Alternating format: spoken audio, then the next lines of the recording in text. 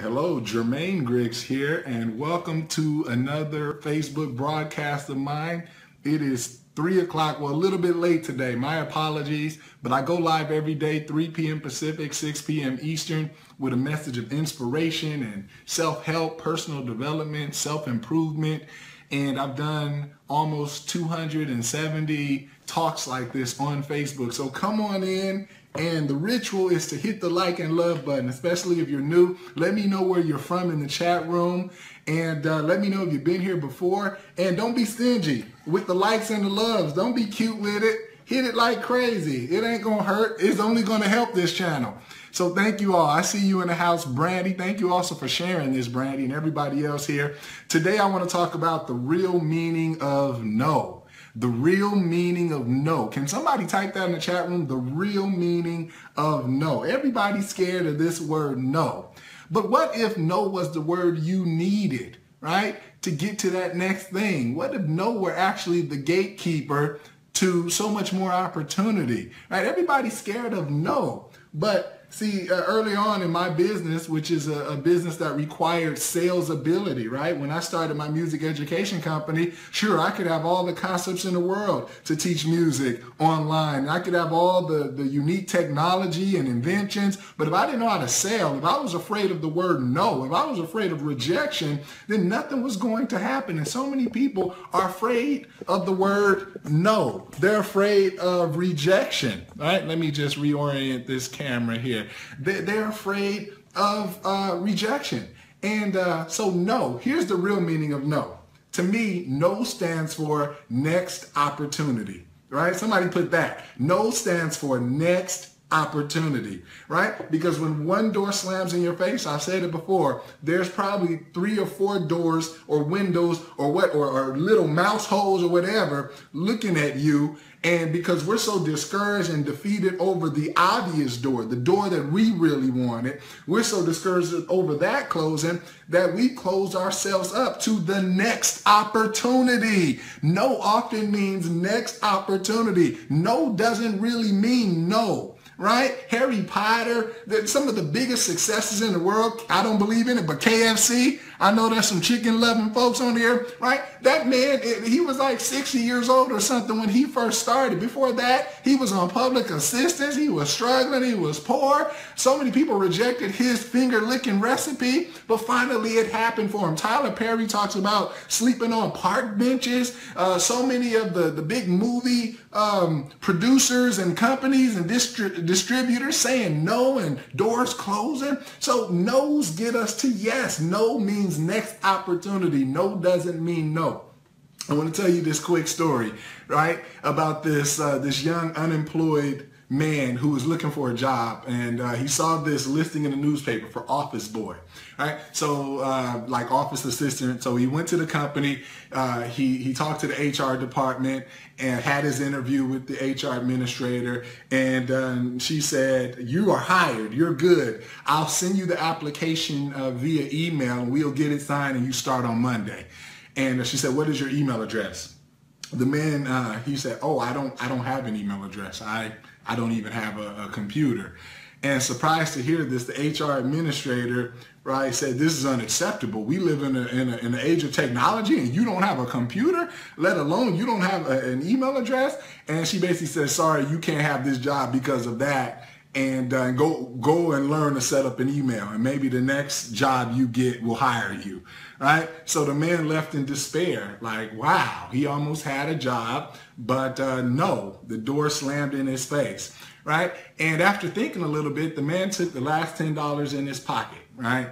And he went to the grocery store and he bought a 25-pound crate of tomatoes. And this man began to sell tomatoes door to door. It's the only idea he could think of.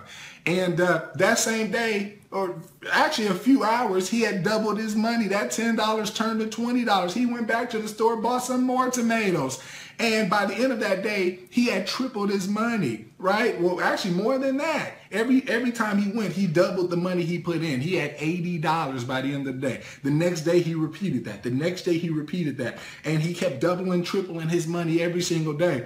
And soon he bought his own tomato cart. And then his cart turned into a truck. Then his truck turned into a fleet of trucks. Soon that man had built one of the biggest agricultural vegetable companies ever, right? This man, starting with a $10 investment, right? And that tells you what resourcefulness can do, especially when a door has been slammed in your face, right? So many people give up. So many people give in, get discouraged, and they don't look around for the next opportunity. Again, no means next opportunity, right? So about 5 years later, right, this man's one of the biggest food retailers. One day he decided to get himself some life insurance, right? Been listening to Dave Ramsey, Sue Zorman. I need life insurance, even though I got this nice little empire here. So he goes in, he talks to the insurance company. The insurance man says, we can set you up. Now, give me your email address so we can send a digital contract. You can sign it and you are good to go. The man says, I don't have an email address. He still doesn't have an email address, right? And then so the insurance man looks at him and says, you don't have an email address? You mean you built this big old empire and you don't have an email address? Do you imagine what you could be today if you had an email address? The guy paused, thought about it, and said, yeah, if I had an email address, I'd be an office boy. And that is the moral of the story, people, right? Sometimes sometimes what you don't have, sometimes what you lack, sometimes things the things that align in a certain situation, they happen, right? For the thing that you want to not come to fruition, for something else better that is waiting for you, that next opportunity. So stop looking at no, stop looking at failure, stop looking at shortcoming as the end of the road. Like I told those graduates at UCI, right? Failure is not the end of the road, just a bend in the road, but you've got to have the ability to make the turn. And that is life, and that is the moral of the story. The real meaning of no, the next time you are rejected, the next time things don't align the way you're expecting them to align, doors don't open exactly the way you hope for, I want you to think of no. That word no is not the end of the road. It means next opportunity, and it is your job to look around, to find out, to investigate, to figure out where is my next opportunity, right? That he got rejected. He almost got his job as office boy, right? But because he got rejected, it made him resourceful enough to take the last $10 in his pocket. It's something about lack and want and need and have to, right? It's okay when you want to, when you have the luxury of getting into something new or the convenience, but when you've got to, when everything is on the line, when your family is depending on you, when you've got to perform, right? And you get down to it, most of the time when pressed, you will perform. If you look for the next opportunity and you go in, right, with courage and you go in with steadfastness and you're persistent, you'll turn 10 into 20. Let me tell you, I took $70 17 years ago. I'll be telling this story in my rocking chair. And that $70, not knowing anything about business, well, I hope I don't have a stitch. I got a stitch in the back of my, y'all know, I had a tooth extraction. So all kind of stuff is going on back there. I hope I'm not breaking any stitches. They told me to take it easy, and I'm opening my mouth too wide for y'all because I get excited. But I took $70 17 years ago, grew up relatively real humble. I didn't have much money at all. At the time I was living with grandma, 1-bedroom apartment, and I had $70. And I took that $70, I registered hearandplay.com, the company I run till this day, music education, teaching people all over the world how to play. And that 70 turned into 140, 140 turned into, what's double of 140? I don't even know, 280 turned into what, 560, just like that tomato guy. So I know what it feels like to seem like you don't have the resources, you don't have the opportunities, you don't have that magic button, you don't have the starting capital, or it seems like everything is against you. It seems like you don't have as many paths. I know what it feels like to have to start somewhere and make good on it. And I'm here to tell you that if I can do it, you all can do it too. But it takes a shift in perspective, looking at no, looking at failure, looking at misfortune and spinning it and looking around and saying, where is it? Because it's here. It's here. Opportunity is always here. I'm here to tell you, it doesn't matter who you are, opportunity is always here. It doesn't matter what you look like, opportunity is always here. It doesn't matter male, female, it doesn't matter color, it doesn't matter age. I'm telling you, opportunity is always here. But they won't give me a job. Go out and find your job. We on the internet. You here talking to me on the internet. Nobody has ever had to give me a job or an opportunity. The internet gave me a job and an opportunity. If you've got something of value, guess what? There's about 7 billion people out there and about 3 billion are on the internet. I'm telling you, opportunity is here. It is here for anyone and everyone. But if you're looking at if you're looking in a vacuum, you're not gonna find it. Remember, opportunity is now here. Other people are seeing opportunity is nowhere. You don't even have to change the spelling. Don't change the letters. Just cut that word differently. Most people are seeing nowhere. I want you to stop seeing nowhere and see now here. And that takes reading. That takes expanding consciousness. That takes being better, more skillful. That takes looking around and saying, where are my opportunities? That takes being open-minded, right? Many people, they're looking for, so many people are unemployed right now because they're looking for a certain level of a job. Oh no, I'm looking for management. I'm looking for administrative. I'm looking for, right? But time is passing them by, right? They can get involved with an opportunity, or where they are, they can get involved bottom level, whatever you've got to do to get in motion. And once in motion, then you can build that momentum and figure it out, right? But opportunity is always here. No means next opportunity. And that is the message today. Where's my next opportunity? Where is it? What's the next thing I could be doing? What is my next move, right? Unless I'm checkmated, I like to play chess, and unless I'm in a checkmate situation, there's always the next move, right? Unless I'm cornered, unless I've got nothing else I can do, there's always something that you can do.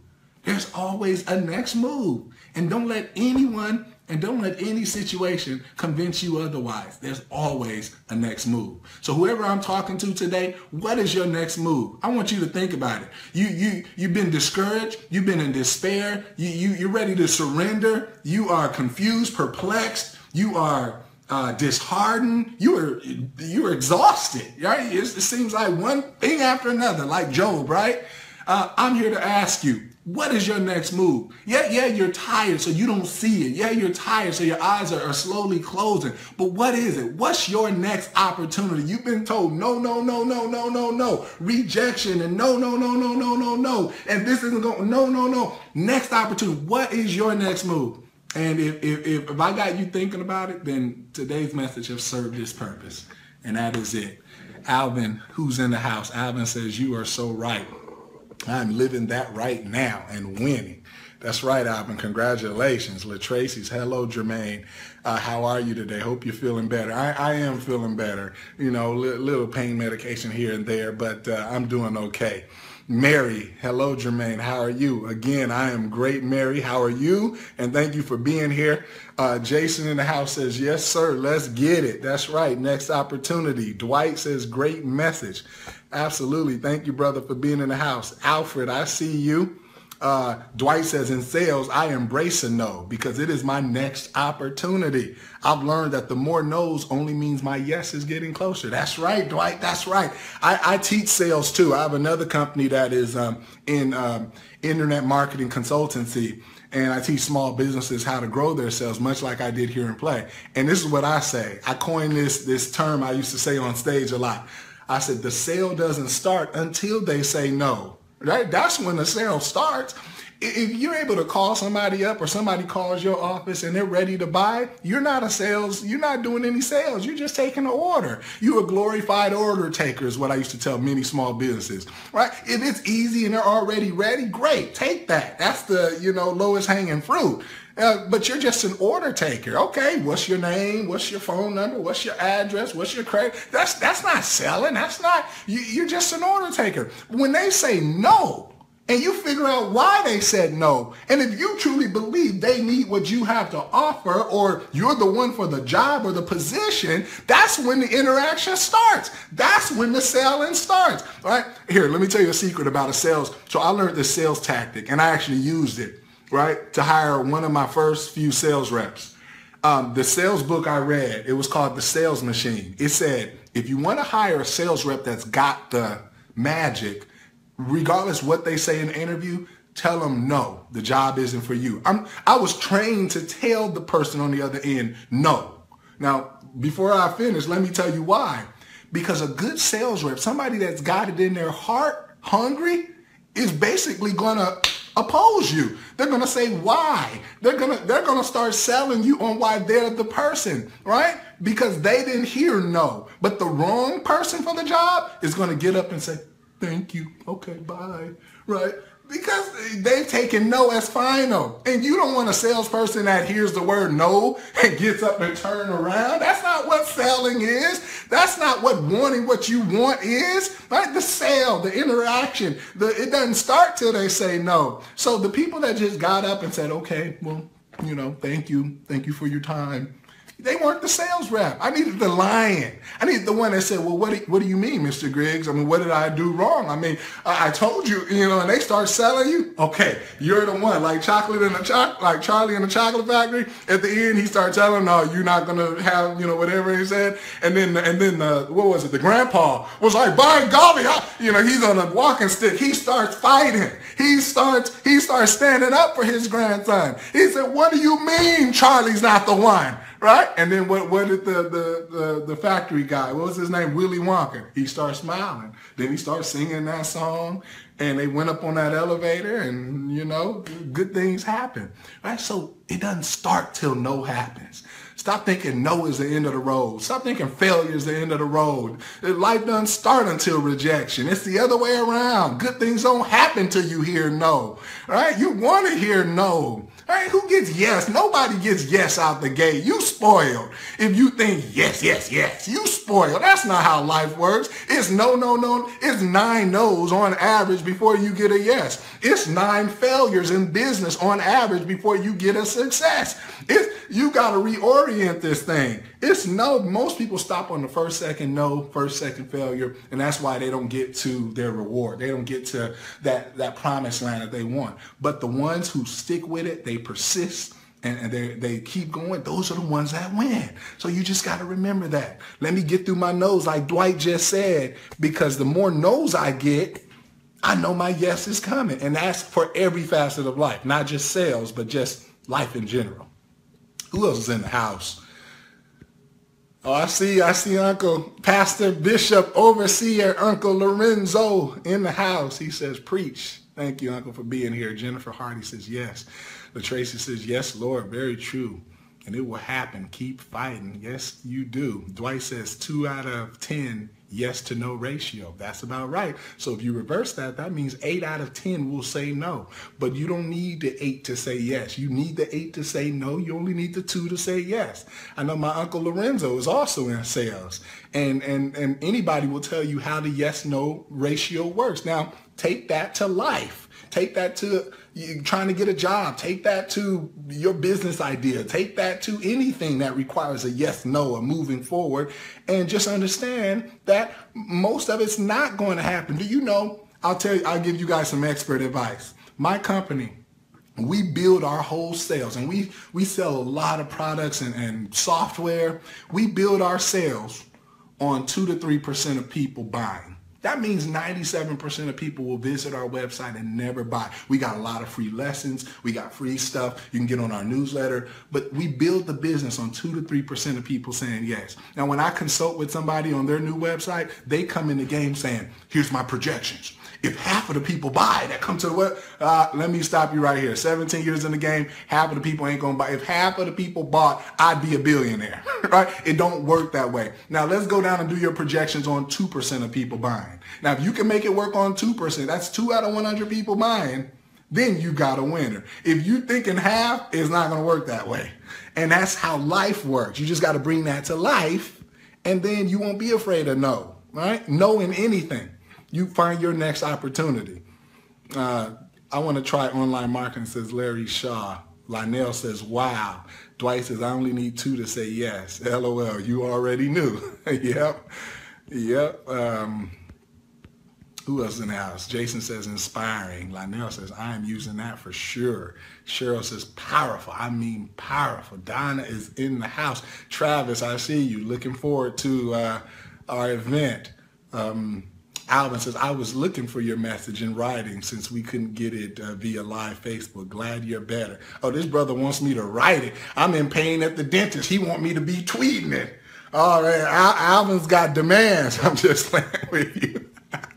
All right, Rebecca says, late today, but in the house nonetheless. Good to see you all. Jeffrey, message for me as I look at 40. Yes, sir. Message for all of us, including myself. Because you know what? Even though I know this in my heart, sometimes I say, wow, why didn't that go the way I wanted it to go? And I forget that no doesn't mean no. No means next opportunity, next occurrence, next whatever you want to look at it. But it's always next. Something's coming.